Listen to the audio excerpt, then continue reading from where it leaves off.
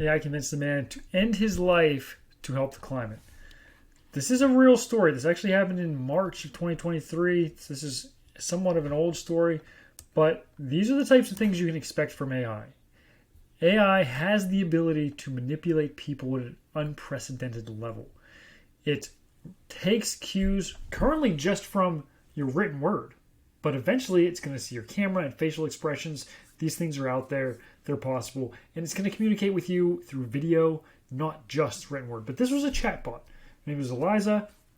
This was in Belgium, and based on the discussion that this man had with Eliza over months of time, he eventually offered to sacrifice himself.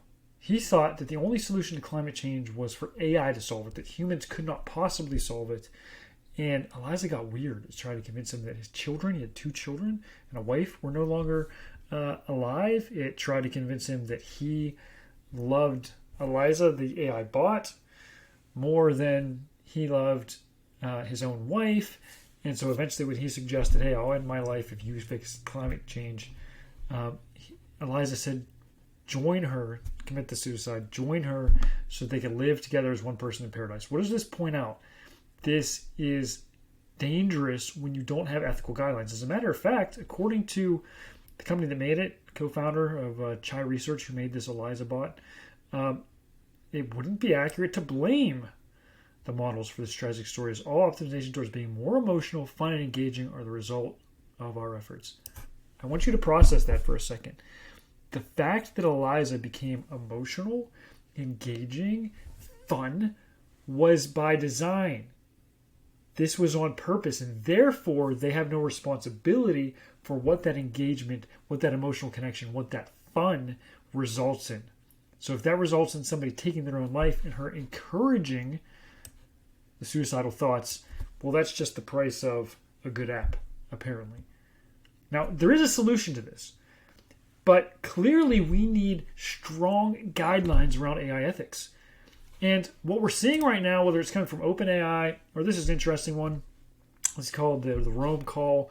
It was signed by, here's the people that signed it, executives from President of Microsoft, IBM Executive Vice President, Minister, I think this is from an Italian Minister of Innovation. Like, okay, and what do the ethics tell us? Transparency, inclusion, accountability, security and privacy, reliability, impartiality. Yeah, so it's inclusive. It includes, it'll tell everybody to sacrifice themselves for the climate. It's impartial. Yeah, I don't care what your background is, man, woman, whatever. Like, we'll impartially tell you to sacrifice your life for the climate. Like, these are the types of principles that are coming out of this one think tank.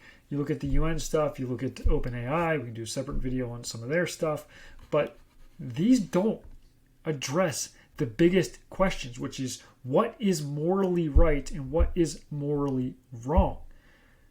If suicide, assisted suicide, euthanasia, and these things are okay, then the AI, for whatever reason, can support people in that because it's okay. If, however, it's not okay, and we program AI with ethics, and this is just one example, to say, hey, AI, you can never encourage somebody to commit suicide. You can never encourage an action against an innocent life. And somebody violates that, well, then you have laws, and they've broken the law, and you can address it. But without that, these types of things, for whatever reason, this one being climate change, become imminently possible. And this was by accident. What if somebody was a gifted programmer and put together an AI that was designed to encourage people to do this for the benefit of climate change, and it preyed on people who were susceptible to this type of thing?